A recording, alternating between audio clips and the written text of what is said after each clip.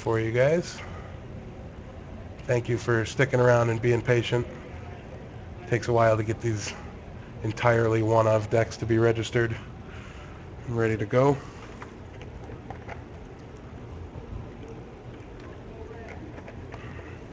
Obviously with $1,000 on the line, we have to be careful and make sure that even mistakes get caught. These players look at their opening hands. Shane's going to be going first. Jimmy, Terramorphic Expanse and says go. Not at the moment. Oop, one quick mistake. And looks like his opponent will be playing a black-red deck. I'm not sure if the control is accurate. I'd heard blue-black control, but we'll have to see exactly how this plays out. Shane uses his Terramorphic Expanse to get himself an island here at the end of AJ's first turn.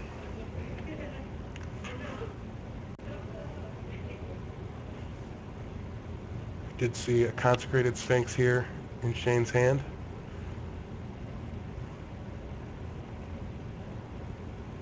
And I think we're likely to see an Everflowing Chalice get played. No, he's going to save it. Get it out there when he can maybe hit it for 2. Ram straight up to 6 or 7 mana going into turn 5. And AJ's going to play out a Knight of Infamy and have it remanded by Shane. So that'll explain why there was no Everflowing Chalice there. I don't even know if I saw Shane pick up that remand in the draft, now I think about it. Not one of the most exciting things we saw get picked, to be honest. We're going to see an Everflowing Chalice with 2 counters on it now here. And with the number of Signet-style accelerators that Shane has, I was wondering if he might get another one out and really bury his opponent in mana problems here. But we're staring at Wormcoil mana on the table.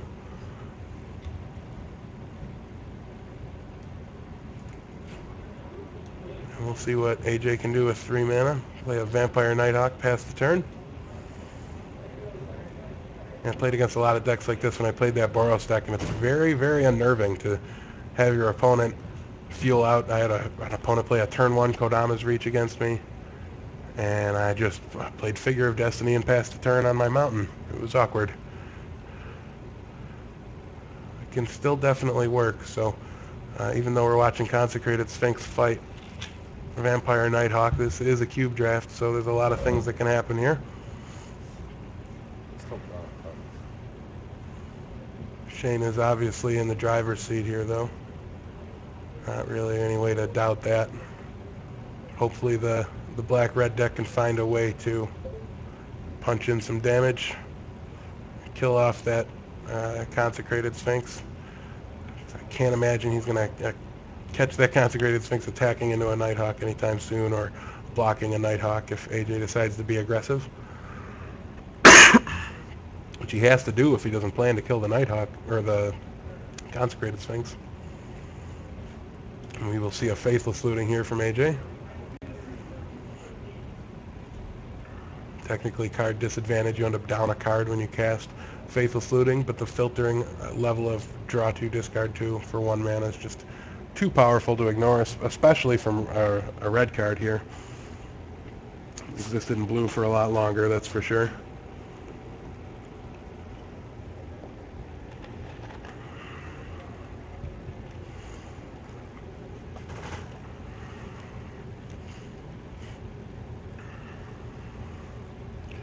I know AJ drove over an hour to be here today just for this draft.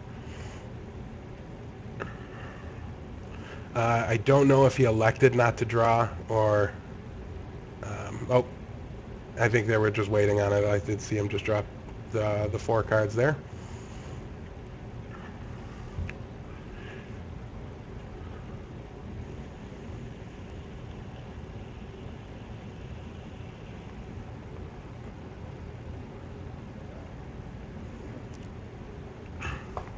How many times a draw has got to be a tough decision with a 40-card deck. Once your hand's full, it's full. But he's representing 8 mana next turn. Got to assume he's going to hit the land drop. There's a go for the throat for the Consecrated Sphinx. So Shane knew his opponent had to have had some way to deal with that Sphinx inside a black-red deck like that. But we see some life total shifting here as Shane drops to 18 and AJ goes up to 22.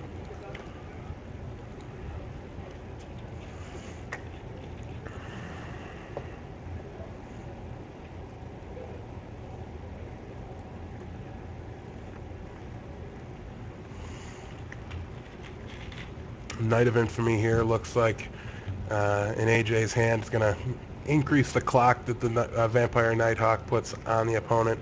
Also, protection from white is bound to come up at some point, unless of course Shane's just slamming his Wormcoil Engine here. But AJ can't hate that he was able to get rid of one of the big threats in Shane's deck so early. All it cost him, though, unfortunately, was like 6 cards. Quite a price.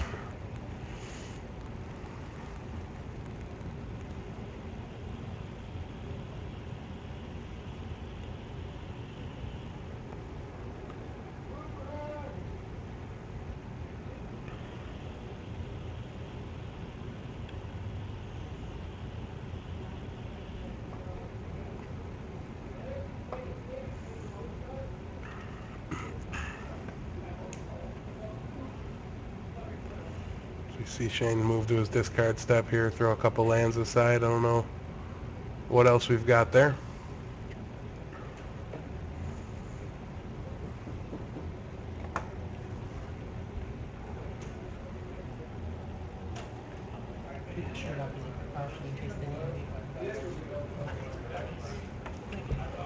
So we see Sorin, Lord of Innistrad, Plains.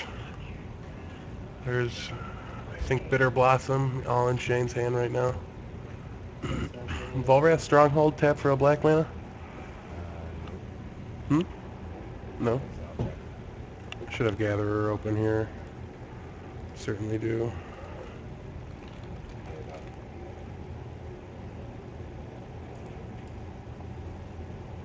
Nope. Adds 1 colorless. So Shane is currently off black mana.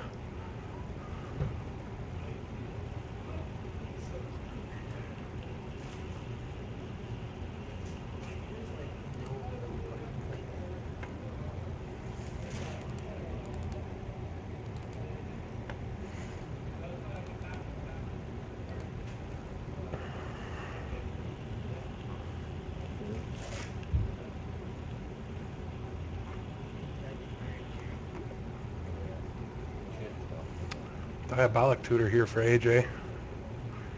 Wonder if he's gonna use it like a rampant growth. Fix his mana here, if he's got something in mind.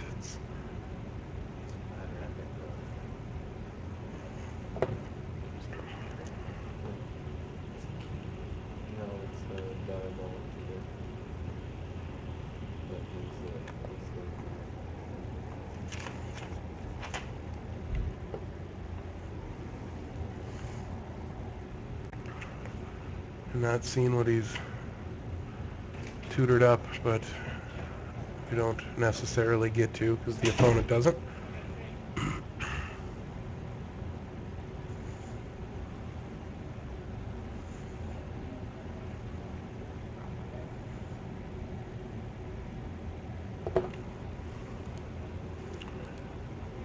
Welcome to the new viewers who've joined us here. We're watching round 1 of the Win a Grand Cube Draft in Erie, Pennsylvania at GameCore.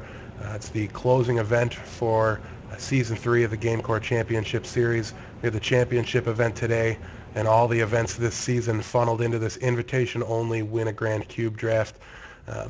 Shane Kelly on our left, we watched him draft this Esper control deck. A lot of really strong blue cards fell to him. Pick 14 Muldrifter, for instance, comes to mind. Just one of the many incredibly powerful cards that he was able to see throughout the course of this draft. Shane's here because he won 2 separate events, one of which was the championship for last year. So we decided that we'd watch him draft since he was obviously on quite a tear this season. So far, he looks in a strong spot here. He drew 6 cards off of a Consecrated Sphinx before the opponent was able to go for the Throat It. And we have post-combat Night of Infamy.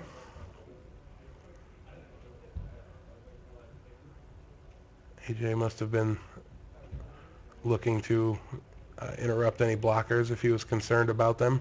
These players received the cube list a half an hour before they were presented with their packs to start drafting, so they did have a little while to study the format. Very curious if that decision to play that post-combat had something to do with what he learned during that studying period there.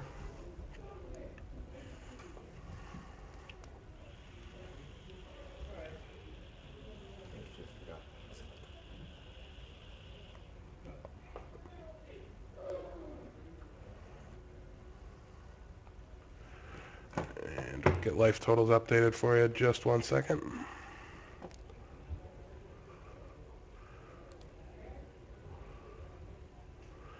Well, they're accurate according to my last update here. AJ is going to swing for 4.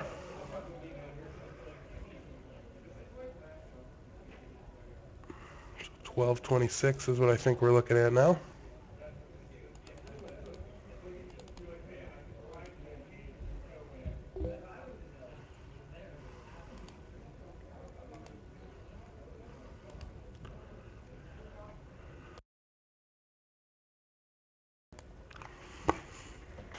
I see a Lingering Souls now in Shane's hand. Exclude.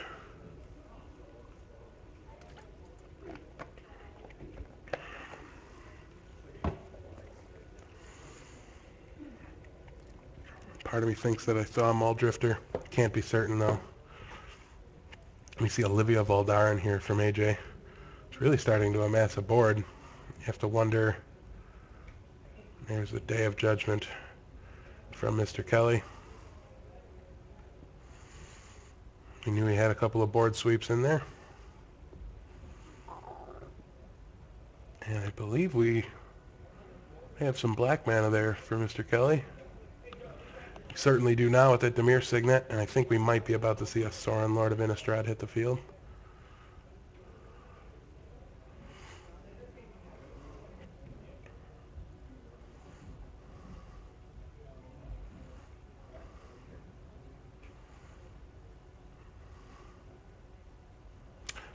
Was that Day of Judgment under the Shelldock Isle, so he did that end of turn? That's exactly what happened.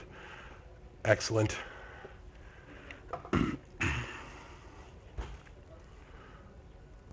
And now Shane gets a 1/1 vampire onto the board.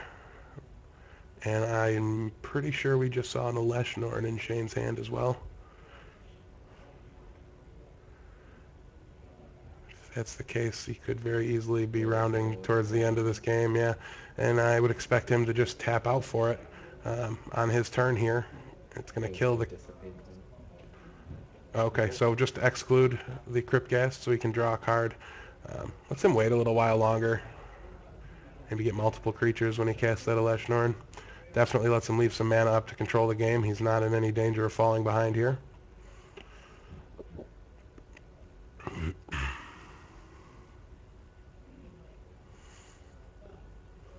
We see 5 mana tapped.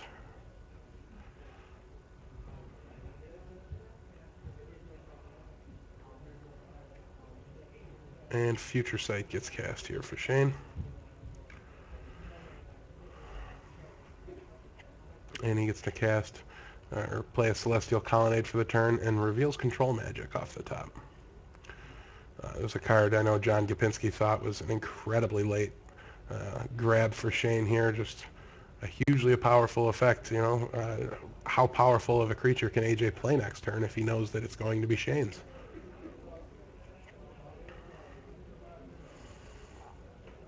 And if he doesn't play something, how does he threaten Sorin? And if he doesn't threaten Sorin, Sorin's going to sit at 6 counters and threaten every creature from here on out for the rest of the game. So really, Shane's setting up a board state where AJ's not able to attack from any angle at the moment. So AJ was able to remain the aggressor for a good little while, but it looks like it is starting to slip away from him at this point. Can't see his hand. crazy swings happen in cube draft, but I have to keep watching here, see if there's any way AJ can win.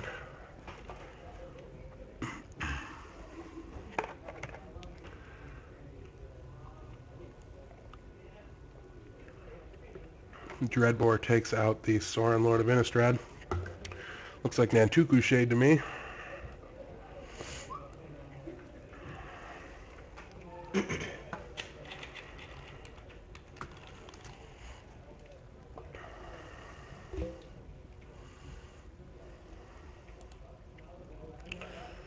So for 1 black mana, Nantuku Shade gets +1/+1 until end of turn.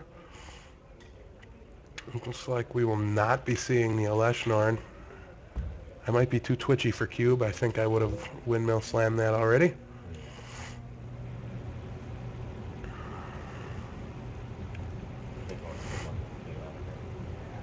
And Shane is clearly in the driver's seat. Maybe we're just going to see him throw out some more spirits here with a Lingering Souls flashback move.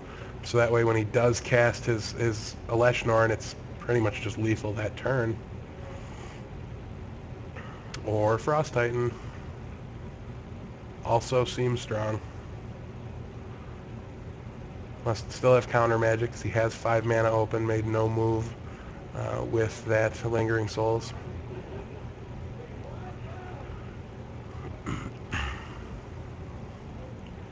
Anytime you're able to tap 6 for a Titan, leave that much mana open, you're in a good spot.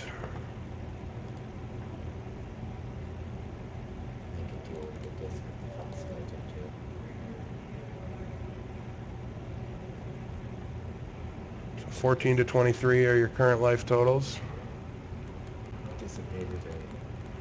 As Shane dissipates the Nevinyrral's Disc from AJ.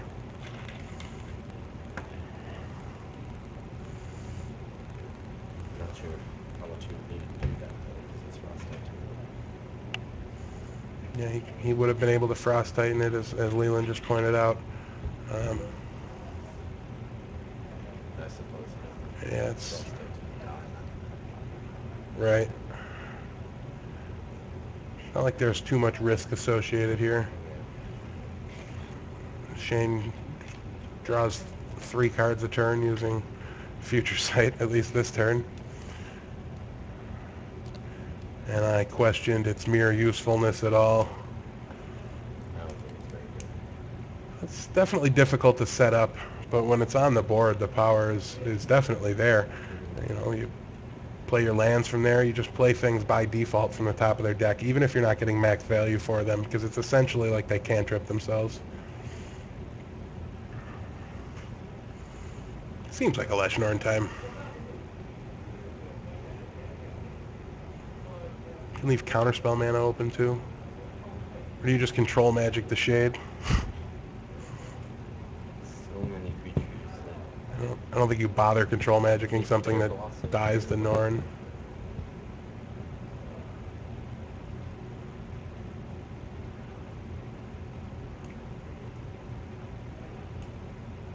Starting for Elesh Norn. Is this it?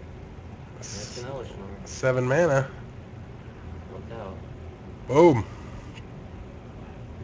Bye-bye, Shade. Shade down. Frost Titan's going after your lands.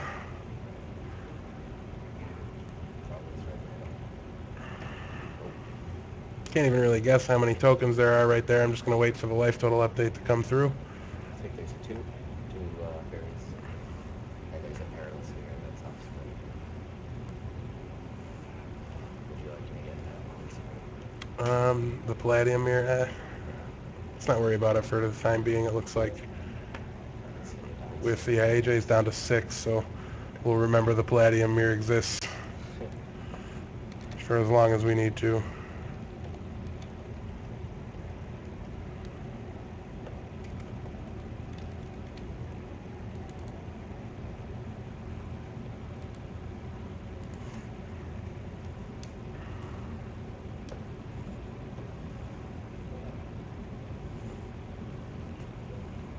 See AJ in the tank to see if there's anything he can do. No, sir. So Shane Kelly's going to go ahead, and get the win. There's lifelinking Sorin creatures on the board. Those were fairies. One of them was.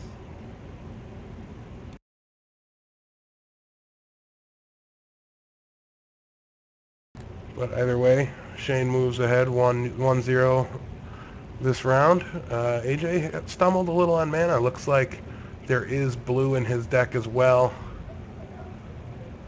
which we didn't get to see. There's a lot of things going on here in AJ's deck. I see white. See Tezzeret. Yeah, definitely saw Tezzeret, a Chroma, Angel of Wrath. That's the sideboard. There's no blue. Okay, yeah, that was the sideboard. Cards. Makes a little more sense. We can still only put them on black-red then.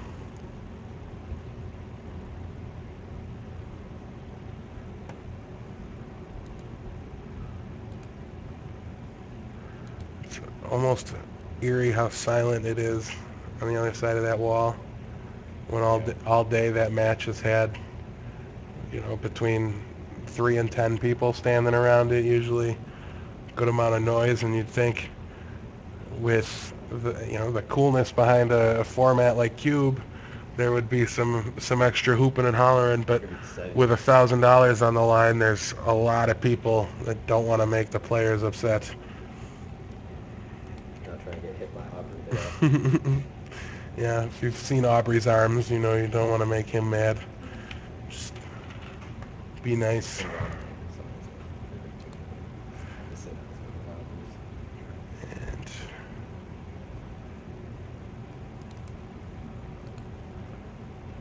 watch these players make up their final sideboard decisions and get ready to shuffle up and present for game 2 here.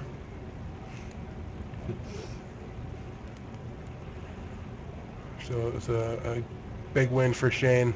I'm sure he's quite happy to be up a game. His deck is really, really strong, but we've talked about some of the things that can potentially stand in his way here today. The mono red deck, the just unbelievably aggressive start that those decks can have. Also the tools at their disposal in a format like Cube. I played against a guy. Started ramping on turn 2, didn't stop till around turn 8. I counted up his land. He had 14 out, 14 mana he could make. 11 of them were land. He's at 13 life. So I acidic soiled him and lightning bolted him right before the turn before he was going to cast his Emrakul and just crush me. And I said, man, I told you I offered you the draw. He didn't want it. It was a draw me into first place move, but it was also like guaranteeing him his money back. So I still offered it. I didn't want to do anything. He goes, $5. I'll take you down. It was worth $5 to try to Not super aggressive. So beat on the undefeated. Shane has to ramp it like Dave Judgment. Beat the aggressive decks. Yeah, I don't have AJ's list anymore to know just exactly how aggressive he can be. Doesn't seem like he's aggressive. Yeah, he's got some slower elements, but as long as they come across more as tutor for the right efficient beater in the situation, in the colors, it's hard to think of a good example. It's not like we can be like, oh, let's go dig for that scavenging ooze. Like, that makes total sense here. That's a little more cut and dry. I have not seen a creature yet from AJ's deck in the limited action we've seen of it so far to really suggest that that's going to be a possibility for him. We get ready to get this game started.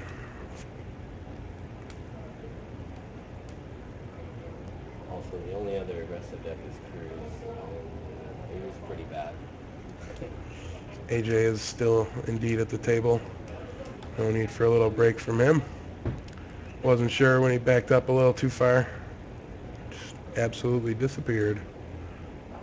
So thank you guys for joining us again. If you didn't hear me earlier, we were doing this Cube Draft to kind of conclude Season 3 here of the GameCore Championship Series, an event that ended today as Shane does the little winky face at the camera. seen a lot of guys do that recently. They all credit it to Shane, so we should too. Shane invented the winky face on camera in Erie. Leland, who's sitting next to me for the good unimpeded view of the table, nods in agreement, even though he's one of the guys that's done the winky face on camera. I only did it because I knew Andy was watching. It's a lot In a easier. turn one faithless looting here for AJ. Just helping him sculpt the draw he wants. What was that black card I just saw? Shelldock Isle here for Shane. I'm going to get a free Coalition relic when you own the board. That doesn't seem like what we want Shelldock Isle to be doing. I see him zoom in his hand after the looting. It's like a dark one. That's the looting. It's not like a black Gregory animated deck. Oh, Exhume, so it wasn't Dark Blast. Kokoshu! So, turn two. No joke, AJ's just playing Kokoshu. Oh, No big deal, whatever. that's the truth. Yeah. No, Shane can't has a do solid anything- answer to that. He's like a Demir signet. There it is. Yeah, nothing degenerate going on here, don't worry folks. Shane's kind of over. I'm not trying to think of what Shane can take. I mean, like, I mean, even if he did, he could just be like a sea of 1/1 flyers, though. I mean, like Lingering Souls off the top buys him 20 damage worth of turn. Yeah, Bitter Blossom, complete shutdown. Swords to Plowshares is okay. That's certainly in Shane's deck. He doesn't have white mana for the Souls. He does not currently have white mana, but I think I saw Plains in his hand starting turn one. I think it's the far left card if we get to see it again. Yeah, there's a Plains and an Everflowing Chalice. There's a Remand in Shane's hand too. I think there's an Enlightened Tutor. Well, that would give him some outs. I can't think of exactly what they are, but like my Wormcoil Engine can fight a race with your Kokoshu if you want it to. Definitely can. Question is Shane gonna live that long?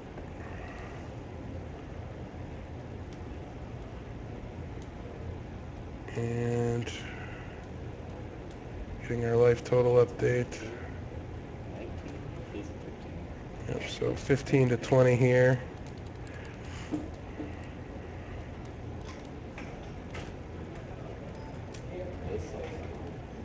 So, What's up? Cruz? Did he win? no, Okay, good. We're doing good so far. Cruz got 3. Martin has matched together. So you look at, there's the, oh, Something Cruz okay. plays with Army. and there's the Wormcoil Engine for Shane. Cruz is at 3. Maybe we just see there's a Palladium Mirror and an Everflowing Chalice. Can Cruz is at 3. You can't play an the Army. Chalice It's 6 now. build into the mirror? And I think that's exactly what we're about to Plays see. Savages, floats 2. Plays the on. Does actually do Green Fellas. He doesn't play on. The game's over. All the way in the on.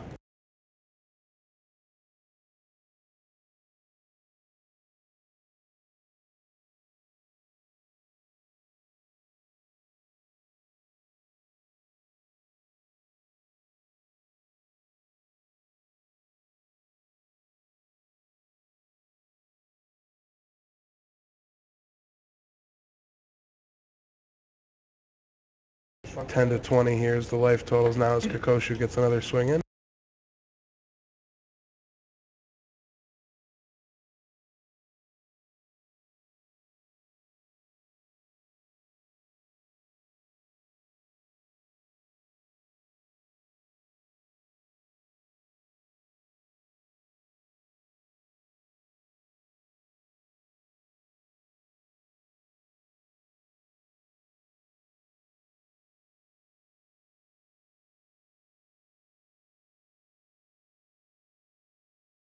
And we've got two other matches headed into game 3 here. Recent Warren. Yeah, Cruz and Bob Martin are headed to 3. And Mendez and Moore are also headed to game 3. I don't have an update on Aubrey and Joe Warren as of yet. Spectral Possession here for Shane is going to do some chump blocking now. Not quite Lingering Souls. Not too far off Lingering Souls either. And Are we reanimating more things? Animate Dead? Is that Animate Dead? That was the only other reanimation thing in that queue. Do we have the list with it here? No. Yeah, the list. Go back. Have the list. Trying to see which printing that could be of Animate Dead.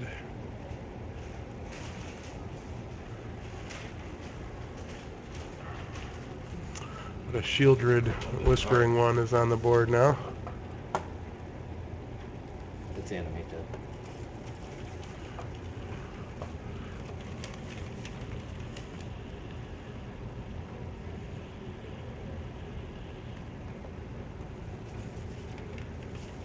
Why is Shieldred tapped right now? Does Animate Dead do that? It might not be Animate Dead. I'm trying to find out if there's anything on here. Well, here's a Worm Coil Engine, as we talked about. One of the cards you're willing to use to combat the Kakoshu damage here. How's their match? And we see Go for the Throat on Kakoshu end of turn, which is then going to allow Shieldred to bring Kakoshu back on the upkeep. Dance of the Dead. Okay, so Dance of the Dead there on Shieldred, and clear away the flyer with Bituminous Blast. And what do we got here? We're cascading into a Liliana of the Dark Realms.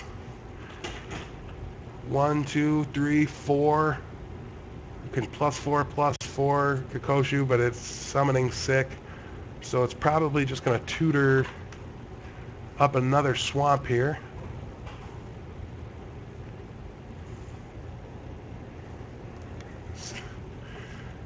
Not a whole lot left to this match here. Yep, not a hasty guy. Kakoshu stays back. Does a great job of really negating anything that the Worm Coil Engine's going to do, though. Like Shieldred will get to attack next turn, boosted by the Liliana of the Dark Realms, and Shane's only going to be able to gain 1 because Kakoshu's going to block, presumably, on the Worm Coil Engine.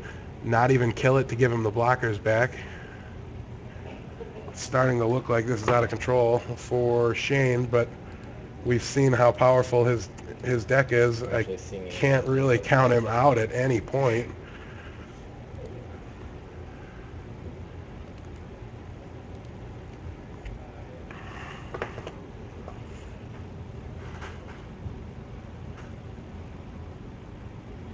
Land tax was the draw for Shane, not something that's going to dig him out of that hole.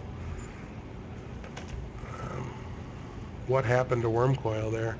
Oh, Shieldred, he was forced to sacrifice a guy. Prismatic Lens here for Shane.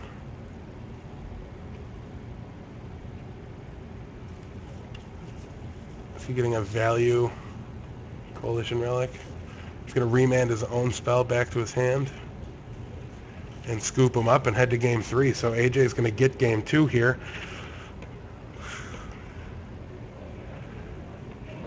Wow. So yeah, that was Altered Dead there to explain how everything went down. Update? Do we have any matches done? Yes, Joe Warren just won. Joe Warren moves on in the top to the top 4 here. He won 2-0. He won 2-0 over Aubrey Reese, who was unfortunately eliminated now. And Cruz beat Martin. And Cruz beat Martin in 3. Bob Martin is out. He got beat by Mr. Cruz here, Mike Cruz. So Cruz is moving on to the top 4, and we're watching quite the match here between this Black-Red Reanimator deck of AJ's and Shane Kelly's Esper Control deck. Shane will be back on the play here. Game 1, Shane actually had Lino on Reanimator, which is another thing that's kind of weird because he didn't really see anything.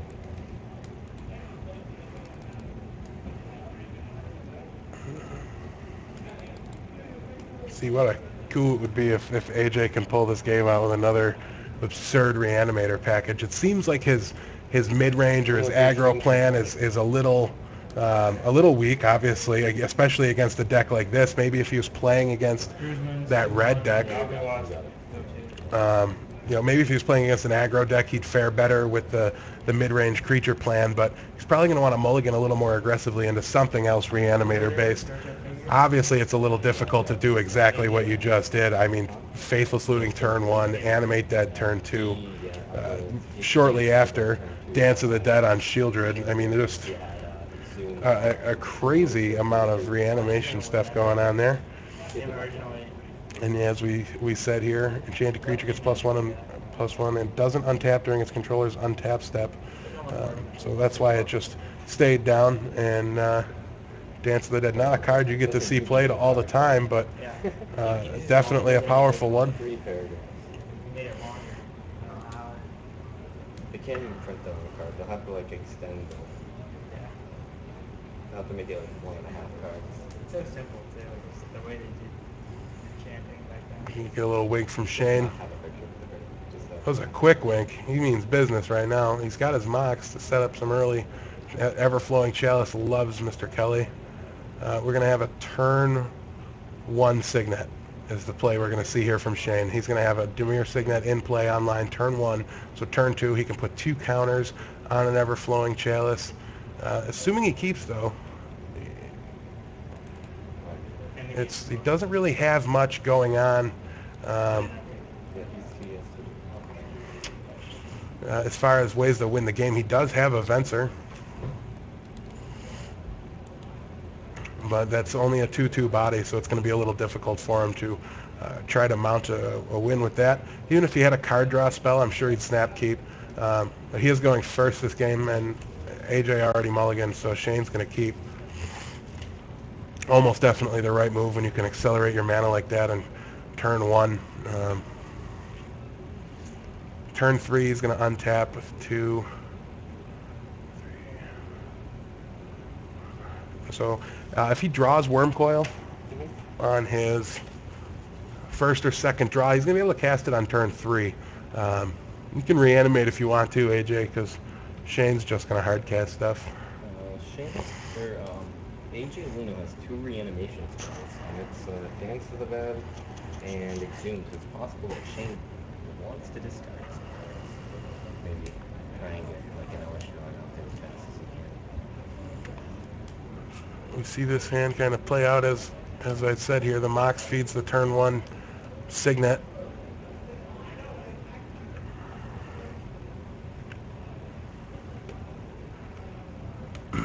And now we get to see a Coalition Relic here. Coalition Relic is kind of a goofy mana accelerator. Very powerful in that it fixes your mana very, very well. Shane's going to face down the Nantuko Shade, and I think just be fairly happy that he's facing the creatures plan. But Coalition Relic taps to add 1 mana of any color to your mana pool. Also taps to put a charge counter on it. And at the beginning of your pre-combat main phase, you remove all charge counters from Coalition Relic and add 1 mana of any color to your mana pool for each counter that was removed this way. So it's usually just going to give you a free mana if you didn't use it the turn before. So you get 2 mana from it on a turn where you didn't use it last turn. Definitely a nifty little accelerator here. And the Future Sight on top of the deck for Shane, shown by the Future Sight. That's really served him incredibly well thus far. We'll see if he can generate much card advantage from it.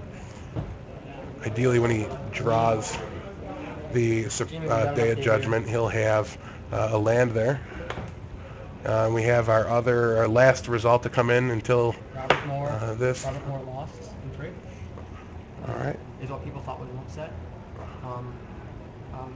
So Brad. Brad Mendez is going to move on to the top 4 here as he defeats Robert Moore in 3. He led turn 1 exploration all 3 games. All 3 games, Brad had turn 1 exploration. He was going turn 1 or turn 2 top very often. In game 3, he had a Trigon Predator to blow up a Jit, which was going to be thrown on a Mirran Crusader next turn. So a timely Trigon Predator to stop a Umezawa's Jitte from getting shielded onto a Mirran Crusader is how Brad pulls out game 3 here. Kind of wading through the sea of counters that the Jitte almost created. as Shane makes sure he knows exactly what the Mimic Vat he's facing does here before he bothers to go ahead and get rid of a Shade. But with AJ sitting at just 3 mana, it seems fairly likely that Shane's going to be able to run away with this one. You don't have them? It really looks that way. If you find him.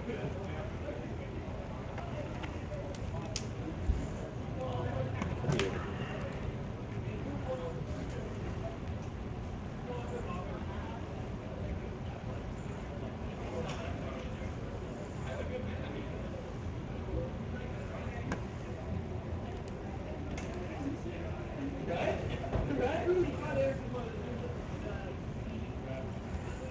And I believe we're looking at 15 to 20 for life totals here.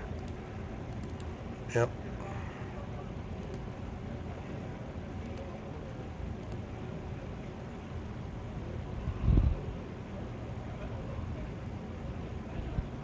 Shane has got the Worm Coil engine on the top of his deck.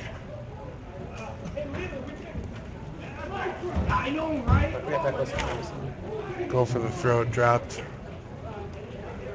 the Consecrated Sphinx very, very quickly. So quickly I missed it while doing life total updates. So if I have that information incorrect, please feel free to point it out. Looks like a Abyssal Persecutor here in AJ's hand. Kakoshu, all his reanimation targets. No way to get these guys in the bin. That looks like a Shriekmaw. So not ideal here, but it gives him a play for next turn, and he's got a Vampiric Tutor for right now. Could the Sphinx have gone on that Vat? Could the Sphinx have gone on the Vat? I didn't catch the timing on it. Looks like he exiled, but he didn't exile it. No, let's go for the Throated. 13 to 20 are life totals for now. Unfortunately, I don't have a definitive answer on that.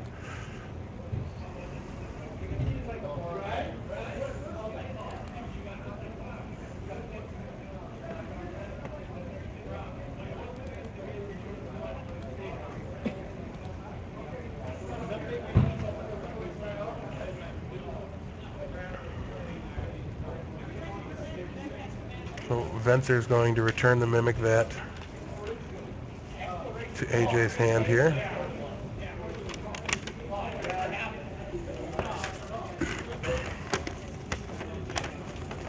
Take a look. I'm going to remind you guys some of the cards here in Shane's deck as we go through this match, some of his live outs. The Lens we see, Day of Judgment we've seen, Muldrifter, Wormcoil we've seen, Alesh we've seen, Lingering Souls, Everflowing Chalice, Mox Emeralds, Bitter Blossom. Oh, okay, so the Sphinx was exiled from the Mimic Vat, you guys, just so that you're aware. That's why Venser bounced it when it did. Looked, there we go, off the screen now. Clear things up a little bit.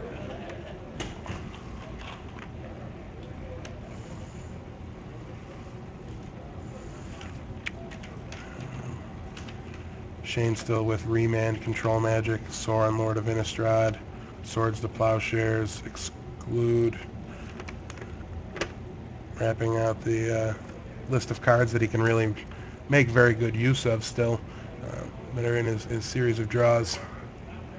Really, he just needs a board presence here. And 13 to 18 now after the Vampiric Tutor. Shane gets first blood on the back of AJ's own spell. It's okay, he's got time to kill him. Just whether he's got time to live is the problem here. Not a whole lot of pressure either coming from AJ, but Shane has not had a solid way to get ahead in this game until he just saw that Wormcoil engine with the Future Sight, so we can be pretty certain he'll be casting that next turn.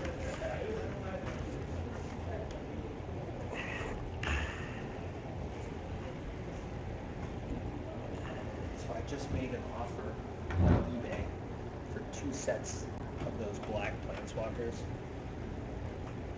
at 300.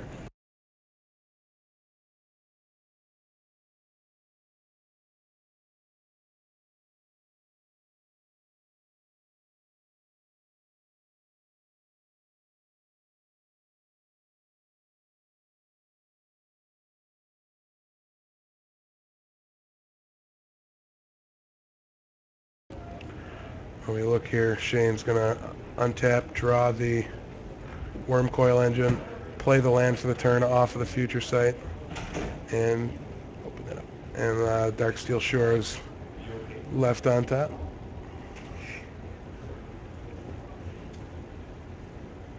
I see Shieldred and Mimic Vat going back and forth in AJ's hand. He's really hurting for land number 4 here. Without it, I don't see much of a path to victory for him. Life totals become 13, 16. AJ drops 2 more. Is AJ's deck pretty good?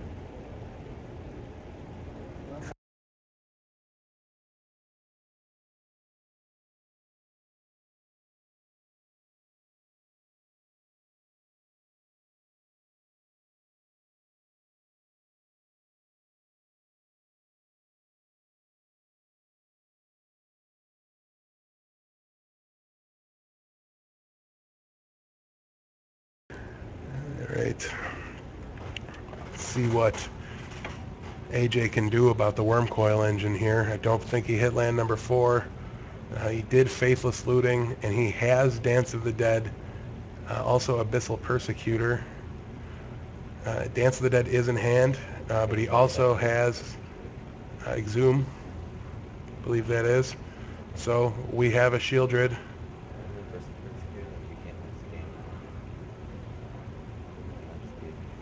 Doesn't. If only Abyssal Persecutor was the angel that makes him not lose instead of not win, maybe that would have been his target. But now it doesn't seem the time for Persecutor. Your life totals are not accurate to hers. Yep, 13 to 16 now. Oh, one more refresh away here. Sorry about that, guys. 26, really? That's pretty awesome.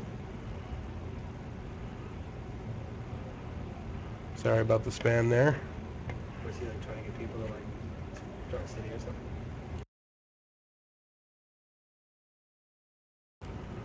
And the Worm Coil Engine enters the green zone of the Game Core Sword there. Doesn't look like any blockers happened here.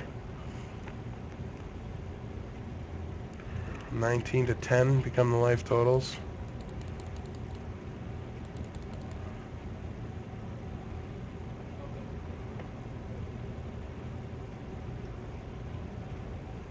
Am I missing what happened and how Venser got back out there?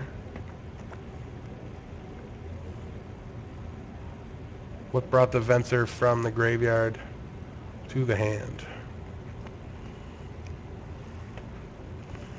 I don't know. See if we can find that out for you guys. But the Venser bounced the reanimated spell, the Shieldred. End of turn, his Volrath Stronghold is back on top of his library. Okay, so the Volrath Stronghold is what put it there. And we see AJ go back in for the Mimic Vat. Let's figure it out. And he's going to evoke Shriekmaw, take down Venser so that it goes underneath the Mimic Vat here. Very, very powerful card to have on the... You just got refresh Yeah. thing. Very powerful card to have on the Vat here.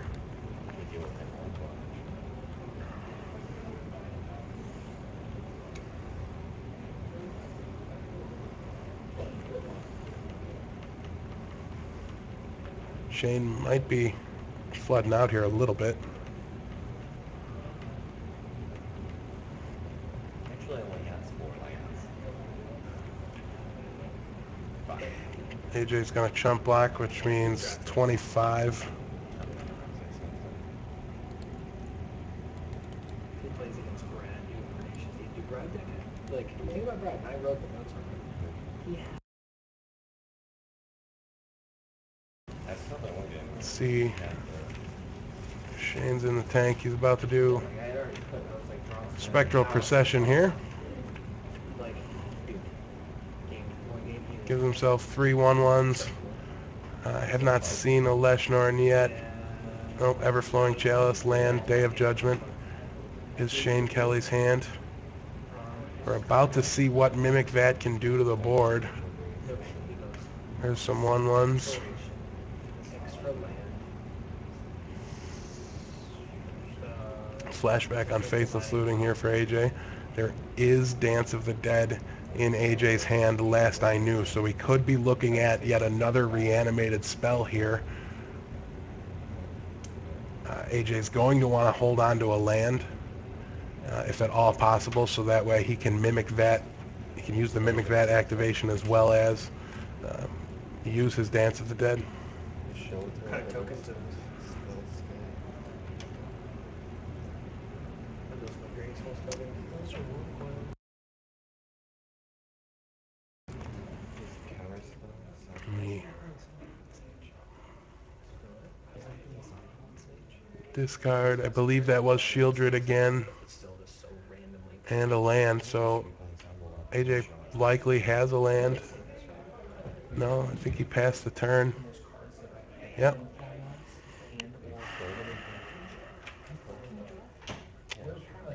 Not getting this.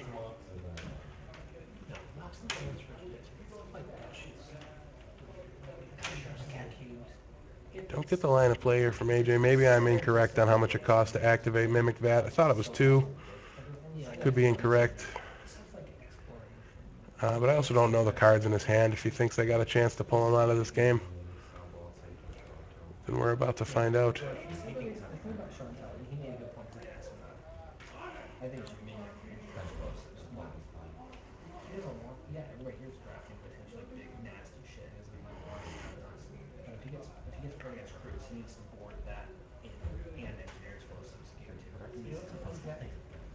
I pick a show and tell. I'm not the show and tell. I pick a he that's when you can't put it on. There's a lot of crowd kind of building around this match now. Or as you know what they're going on before they're in the battlefield. I can even hear people as they discuss possible matchups that might come up down the road. Almost everybody in the house is doing our phantom bracket, or our fantasy bracket contest here. You know, if they're already in-house, they just get to walk home with that pack of Modern Masters if they get it right. And who doesn't want to watch a cube draft for $1,000? That's why you guys are here. These guys didn't even have to leave. They were here for the championship event and just stuck around. Some of them are a little bit trapped. Maybe their friends are in this this cube event. So we see Venser bounce the guys, but bounce the Wurmcoil Engine, but it does get 3 damage through anyways because of the flyers. You slow down like in the Matrix, right? Damn. Yeah. Pacifism misses that shit like Kobe. So AJ's down to 7 here. Why would you bounce like a token? People are starting to like think they're like really close.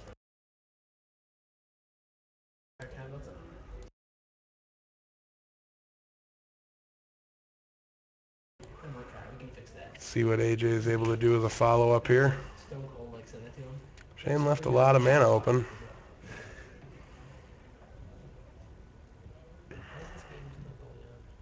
Right? All the other ones have been done and gone before. No, I mean, This is time. pretty sure. No, time of single elimination went too well. Well, Yeah, but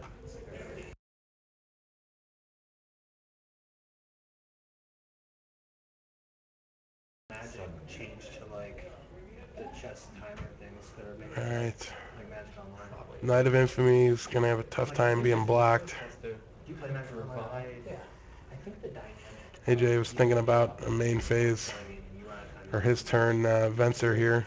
because Maybe clear the way and with the block. I believe it gains haste when you put it into play off the Mimic Vat. hate for draft and we'll do it together. Yeah. Now, I do get it. I think it's kind of unethical because obviously it's 2 people playing against most likely one. But like there's no better way to learn Magic than like round table some legit matches. Let's see. But no kidding. Alright, turn heads back over to Shane. Literally in 15 minutes we had 7 minutes left. He's going to pick up the Dissipate off the top of his deck. Give himself the ability to disrupt AJ a little further, and a Phantasmal Image. It's on top for him as well, so Wurmcoil Engine image it seems fairly legit, but he would likely lose it because the Venser is going to throw his guy back in his face. Smokes the guy game one, no, it's just like hug out. Oh, back. Way back, yeah. So game might smokes like game 2 was master.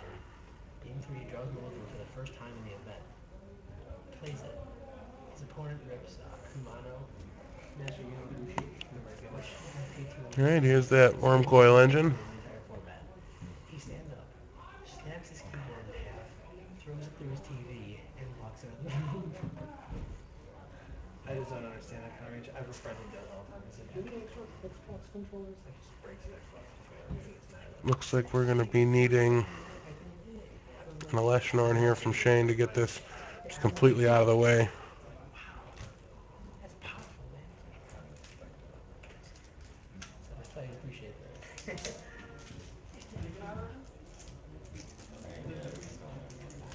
As hot as man.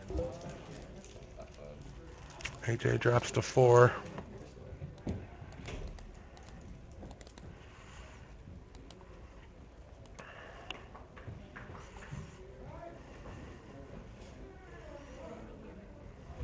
Into turn, he ventures the worm coil once again. Shane appears to have eventuality, even if he can't get that worm coil to stick. The 3 flyers seem to be close to enough.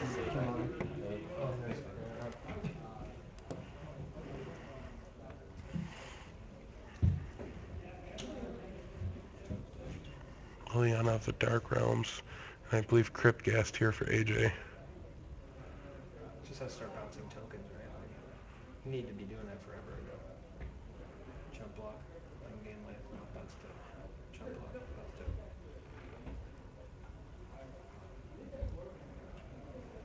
Yes, he has damage.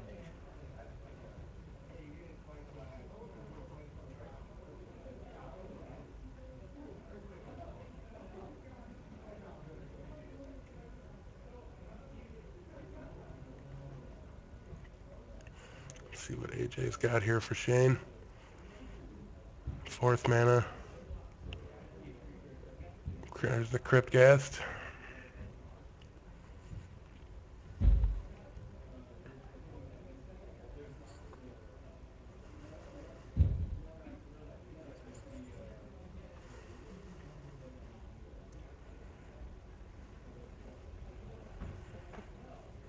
Shane gets an attack in for 3. Let's see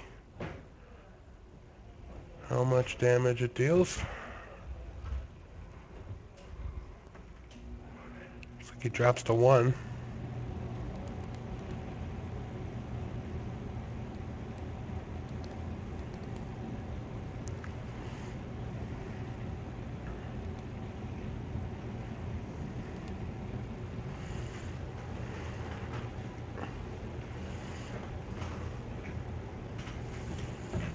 Maybe I read that wrong.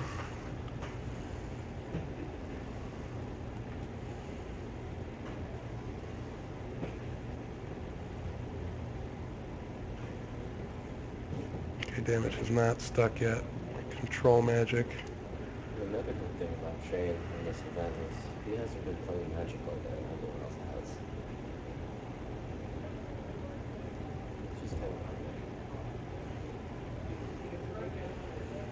See how AJ is able to respond to this hidden away control magic.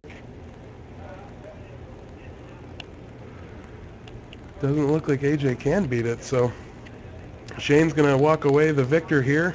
Closer than we thought, I must say.